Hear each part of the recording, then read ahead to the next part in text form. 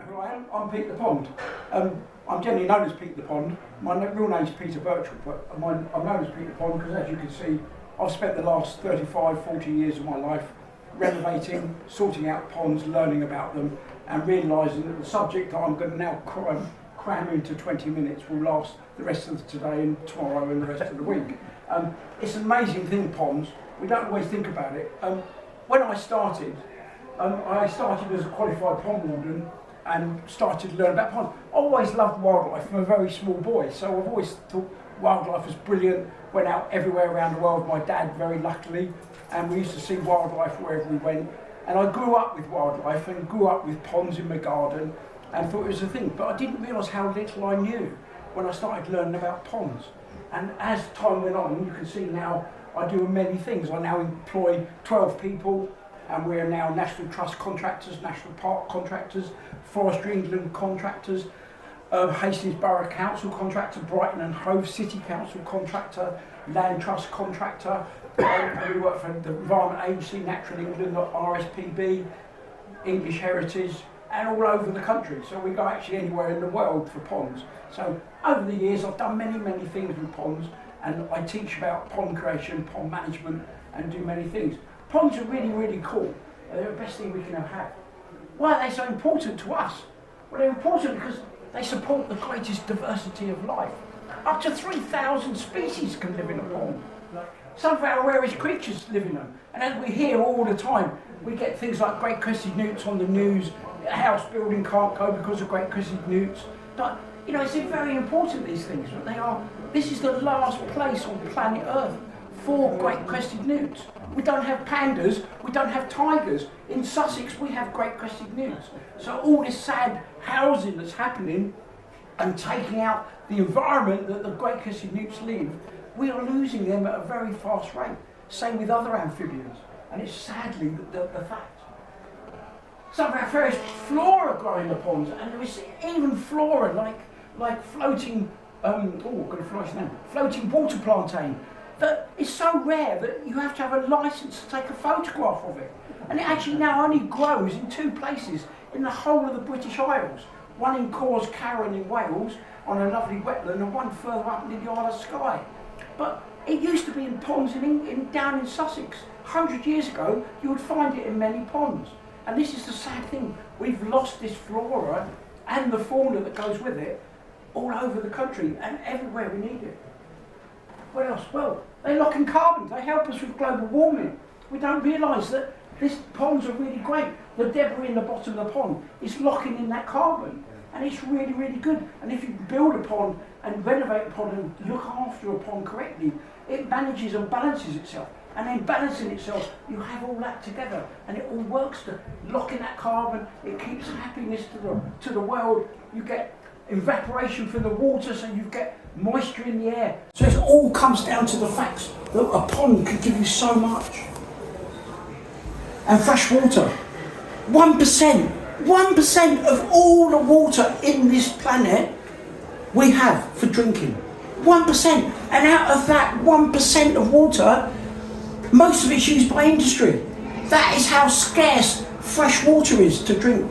We've got Canada with thousands of lakes in Canada with fresh water in, but we can't drink that water. It's got parasites and other things in. You know, we've got ponds around here that have really lovely freshwater ponds, but you can't drink that water because of what lives in it. It has to be cleaned and made to drink. And that's sad. We've got all the ice that's locked up in Greenland as well, and all the water that's locked up in that. But we have very little water.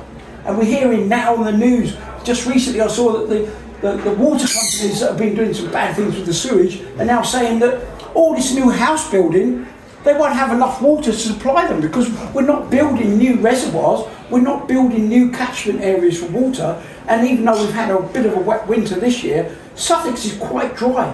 Over the last few years, I've seen groundwaters drop. In fact, up near Tunbridge Wells, talking to a lady there on her land, and she said the land there used to have about 5 or 6 ponds, and they've now gone because the groundwater's gone. And she's lost the water on her land. And this is a very scary thing for us as humans in Sussex especially, in what's going to happen in the future. How do we address this? Putting in a pond, you're putting back water and moisture and holding it from running into the sea. So it's a really good way of adding moisture to your garden, adding moisture to the area, and actually increasing that water content for the creatures that need it. And we love seeing water. We go to parks to feed our ducks at ponds, seeing fountains. We put fountains in our gardens. So ponds work for many, many reasons. And they keep our planet in balance. And it is about balance that we have lost. We know the conflicts around the world at the moment. We know the state of the world in economics and everything else that's going on, the greed of mankind generally.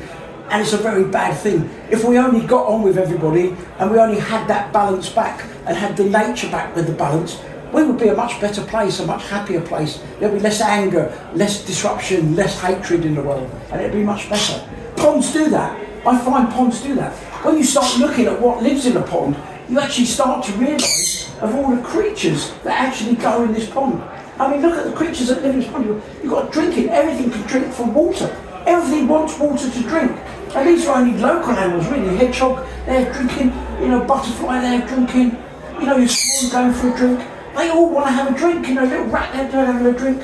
They're all coming there. Squirrel, don't want a squirrel. It's a grey squirrel. Get rid of that. That's invasive, bad thing. But there we go. He still has to have a drink. Now bees, when they come for a drink, they have to have a drink to make good honey. So having a pond is a really good area, the muddy edge, because bees can come down to the muddy edge of the pond, take a drink, go back to the hive, make better honey. Without a pond, and they go and try and get a drink from a river, they'll get washed away. So actually, works really well having a pond for bees. And I did one over at remember it is, just outside Settle School. And the lady had a pond in her garden for quite a while and it had gone really bad.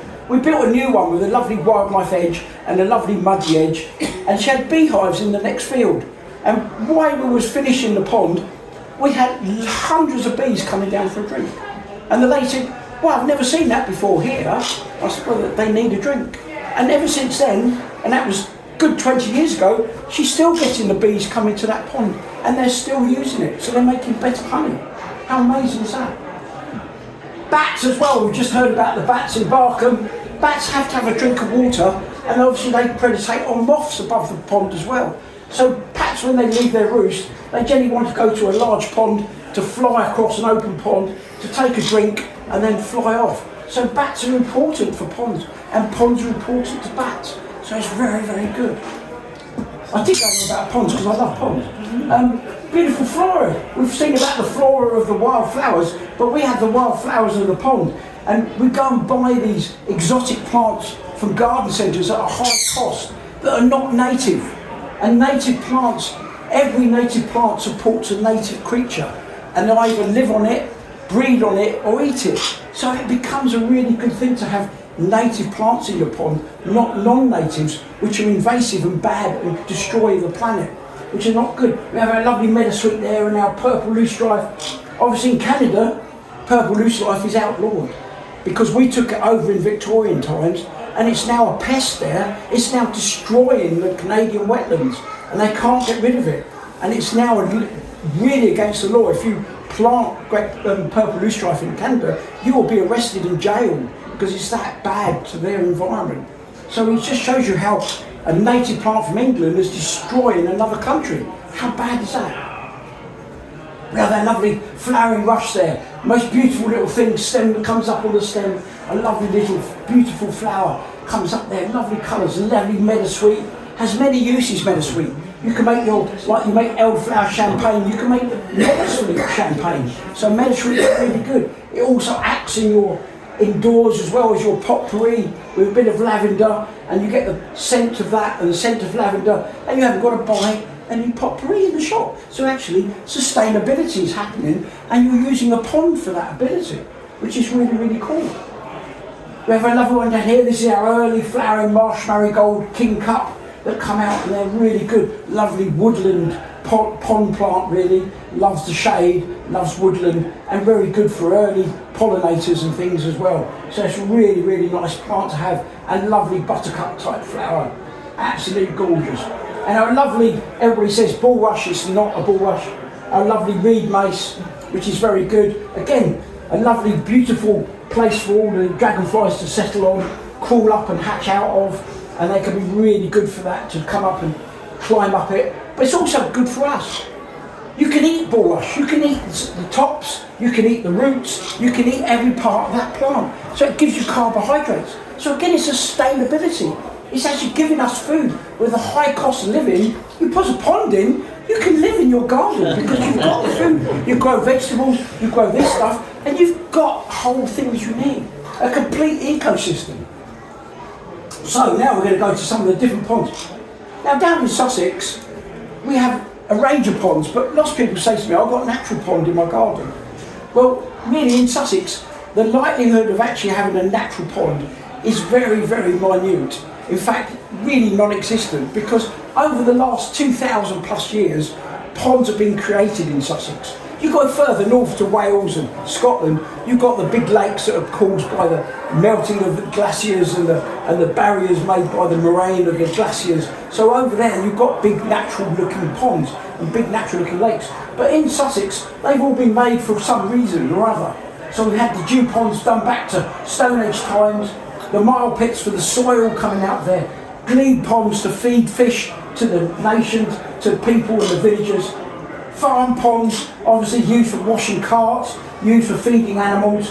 Woodland ponds were usually other farm ponds that have been neglected or changed, or they might have been dug for like other things like liming and other things, and like even the hammer ponds become woodland ponds as they get filled in and trees grow. So some of these change in what they are.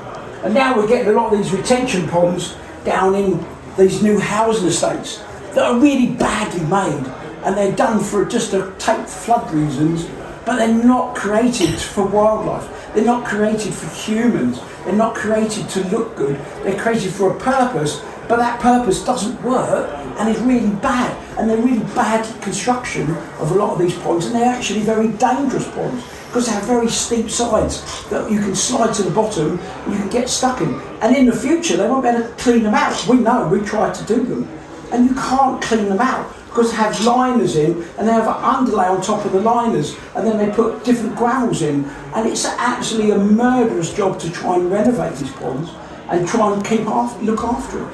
And they're building them on all these housing estates. They're flood risk ponds, and they don't work. They're not what their purpose is for. If they only built proper wildlife ponds that work and go down in summer, come up in winter when the flood waters go in, they would work 10 times better and be much sustainability.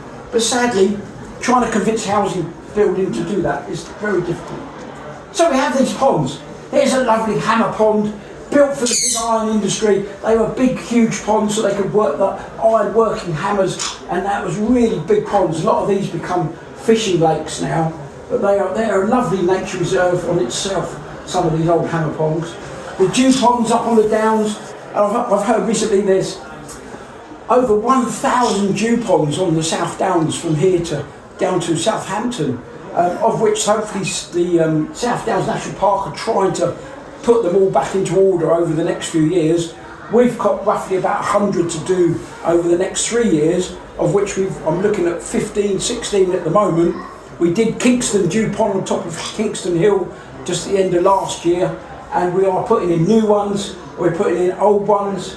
This one up on Beachy Head is up near the roadside, and sadly they were built in the 30s with concrete on top of the original design, and they found concrete doesn't work. It moves with the ground and it cracks. So now what we do now is we clean these out, we put a new liner over the top of the concrete to keep the historical value of the original underneath, and then we cover it all in clay and make it back into a natural looking dew pond. Now these are really, really good. These are really ancient. In fact, we found one down in Kingley Vale, just outside Chichester. We renovated last year, and while digging it, we found an unexploded bomb in the bottom. We was told that it was actually used during the Second World War for training Spitfire pilots and soldiers on the ground, and they used live ordnance while the Spitfires were firing live bullets at the soldiers on the ground for training purposes. How crazy is that? But we had to get the live bomb squad in to defuse it, take it away, and then we also found, in digging that one, that we found the ancient clay of the Stone Age. So that pond went back over 3,000 years. 3,000 years of history in a pond. And that's one thing we don't take into account. We manage Barkham Pond and have been for a number of years now down by the church, and Barkham Pennants Pond down by the church there. And Pennants Pond has been there since the 12th century. It's older than that probably. So when you look at the history of the wildlife that's been using that pond for hundreds and hundreds of years, and man has changed around that, outside of that, but the toads and the things for hundreds of years have been still going back to that pond. So if that pond gets lost, then we lose all of that value and historical value to go with it. How bad is that? You think, well, that's really bad. Love a big pond here. This actually is a terrible pond around the moat. The moat is all full of big carp and goldfish. For wildlife value, it's absolutely awful. In fact, if I can use this pointer thing, that's the best pond, that one in there, because that is a wildlife pond at the side of the moat. And that's got newts and frogs and great crissy newts and toads and loads of dead wood and fallen rotten stuff in there. And it's a brilliant wildlife area. But when I get asked to look at Bowden Castle, and I said, well, this is dead. The moat's dead. It's got nothing in it. You can pond it there and only catch fish. And that's the trouble with big carp. Here's a good pond. Look, that's a lovely pond. Oh, it looks sad, isn't it? It's so sad. No, woodland ponds are really awesome habitats. Really, really good. They're absolutely good because they support lots of fly larvae, lots of different creatures. Newts like these ponds. The only bad side is when you look at a pond like that, and I'm not sure what date that was taken, but there's no flora. There is no aquatic flora. And that is the bad thing. We are losing aquatic flora at a very fast rate. And in there's no oxygenated weed that can be seen. You know, there's no yellow irises, there's no things. It might be a winter picture, so we can't say 100%. But obviously that needs a little bit of tender care and a little bit of renovation. But you don't want to change it. That is a good pond. You don't overly want to clear everything out. You don't want to take out all the trees. You don't want to take out all the debris. You want to keep it in situ. You want to keep it in use because it's so useful. Garden ponds. You can see garden ponds, these lovely high ponds, pretty nice plants in, but you can see they're pretty devoid of life really, and they have basically have a lot of let's get that point up. They have a lot of invasive species in there really, which are not really any good for wildlife. You know, we get these ponds that take over with the things, but garden ponds are what they are. That one down there is actually in Hurstmere Point. That's got great crissy newts in. We cleaned that one out and redid that one, and we know that's got great crissy newts in it. It's a good pond. And the lady that owned that sadly has died now, but Molly had that and she loved the great crissy newts in there. And that works really well. Wildlife ponds in the garden can be really good, but not so much as raised ponds. When they're flat to the ground, they work as that with a soft edge. And a lot of pond builders don't do the soft edge. They want to put stone around the top. You don't need to do that on the ponds. You want to see like that again, stone edge, very bad, good for fish, hence the reason for the net over the top, but terrible for wildlife, and not really a wildlife happy pond. And that's what we want to try and change. So we've got these species. We have a lovely grass snake, they love ponds. Pennants Pond has got resident grass snakes, so that's really good. We have our sticklebacks, which are really good. 9-spine sticklebacks, sorry. A lovely mayfly there, beautiful. And they've got these lovely, look at that, look at all the little creatures on top of that. How fantastic, they're mites on top of that snail. A little mite of a fantastic great pond snail, and there's the eggs at the back of it there as well. Absolutely amazing. One of our largest snails in fresh water. And there's our little toad, little baby toad there, all wanting to use the pond. All wanted to use it. There's a slow worm there as well. Water scorpions, absolutely beautiful, with a lovely breathing tube, which what people don't realise is these guys actually breathe out of their bottom, not out of their mouth, which is quite incredible really. They feed at their mouth and breathe from their bottom. How clever is that? Using that snorkel to hang in the water and hang upside down. And they are a most adorable creature to have in a pond. There's 3 species of these, and when you get them on your hand, and children hold them when I teach in schools, and they are absolutely adorable little things. They won't hurt you, they look lovely, and they're really, really good. We have a lovely one here, a lovely caddisfly larvae that are has been around 140 million years in ponds. 140 million years, caddisflies. We got records to prove that in fossils. We can prove they're there. But it's only in the last 10 years we've realised that they can help mankind. They found out that they use this to make their shell. They use their saliva to make their home underwater. And that saliva is a waterproof glue. And it's one of the strongest glues you can have. And so now they've synthesised this, scientists, and they actually use it in hospitals now to sew you together in our wet environment of our bodies. So this little creature that helps mankind, how amazing. Do you think that does that? Here's another one, lovely water stick insect with a breathing tube out the back there. Absolutely amazing. So we have these ponds. Here's a pond we came to look at. This is down in East Dean, just outside Singleton, and they had this old pond at the school. Said it's got a bit of a mess and it looks really awful and we don't know what to do. And being what we do, we came in and said, well, you need to use it for children to come and use for pond dipping, and you need greater variety of plants and things in there to make it look lovely and support the wildlife that use it. So we changed it to that, and we put a new dipping platform in. We put these lovely perch points in. I'll try and use this pointer. Perch points in, which are really useful, and log habitats and rocks. And we put some plants in. This is the sort of day we finished it. So that is now vegetated up, and that is now good. We've got another little beetle habitat there, we see. We created out of things. And we repurposed everything. We reused everything. We didn't get a skip in. We didn't throw everything away. We didn't get big building site damage. We repurposed and reused everything on site that was reused to put it all back, which is very good. The only bad side is the school had, to me anyway, is that's all plastic grass, not real grass. But they wanted that for children. I don't know why. Here's another one up in Essex. We was asked to come and look at this site, and the chap had this nice 48 acre back garden, said, I want a pond for my fishing. And we said, well, if we build the pond for fishing, we will have to put a new wildlife pond in down the side, which that was partly anyway, but we basically changed that to that, and we put a new big wildlife pond in down here at the bottom of that, and that is now his new one. That was a big project. 11 weeks there we spent there getting that all done and thinging, but it's got a lot of wildlife in it. Absolutely gorgeous.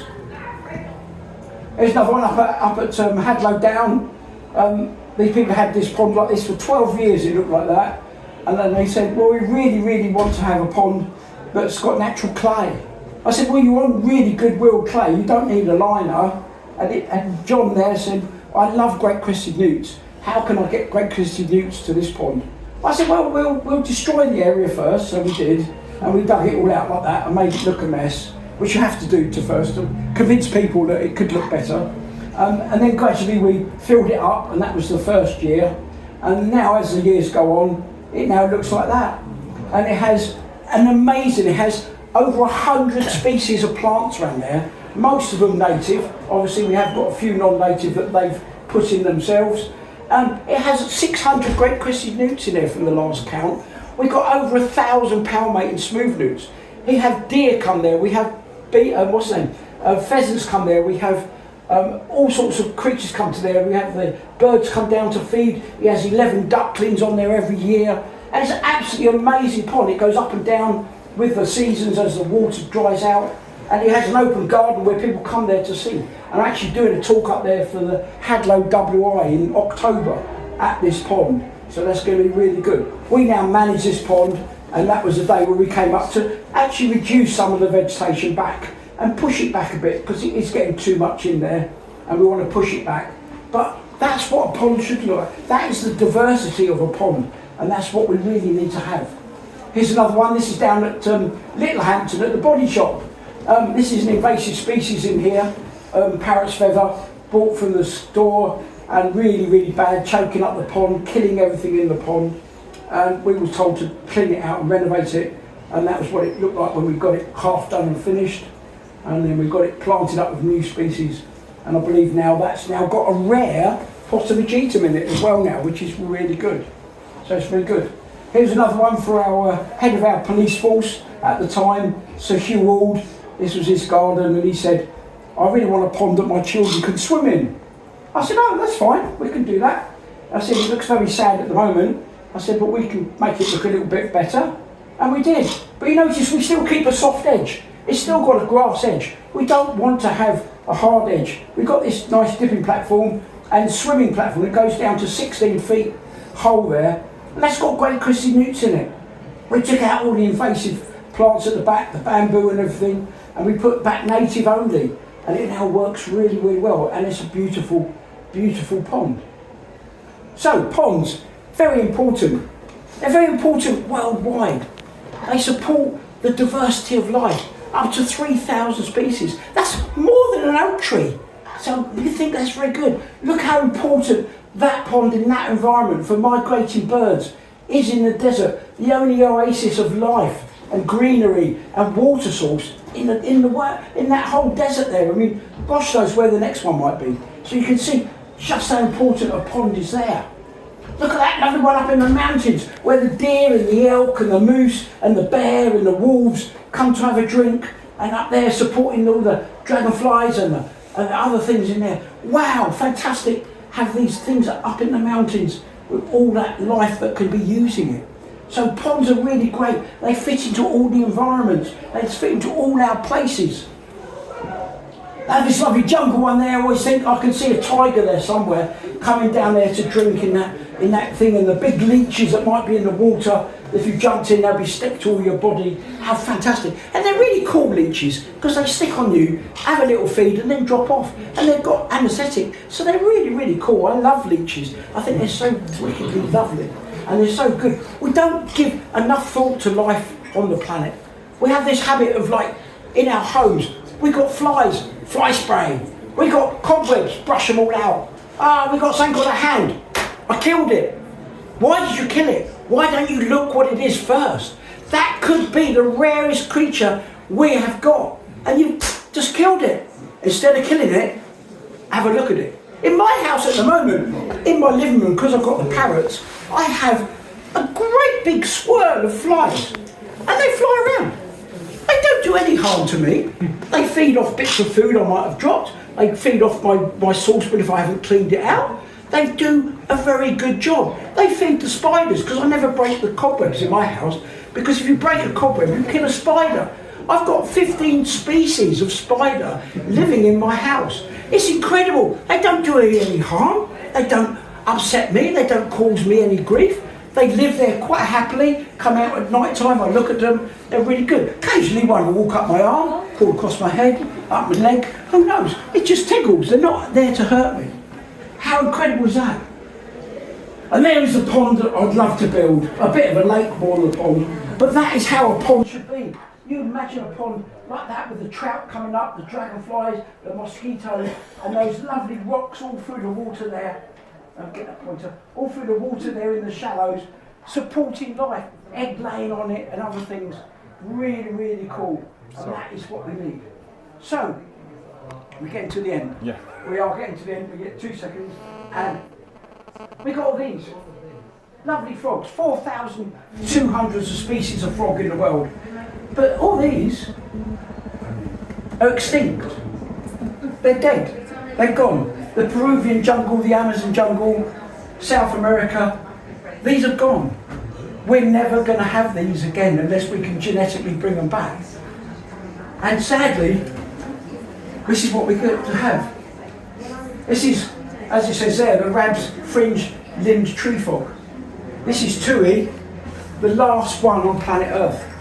The last one. I've never seen it. I've never held it. I've never known anything about it, really. This little guy, Tui, 26th of September 2016, he died. He died. He's gone. We're going to have this happen to our own frogs, our own common frogs, our own toads, our dragonflies, our creatures, our rabbits. We've just heard rabbits have gone down in numbers. Our hares, everything. We must change our thinking to save this planet and educate everybody to do the same. And that's what we need to do. Hope you enjoyed that.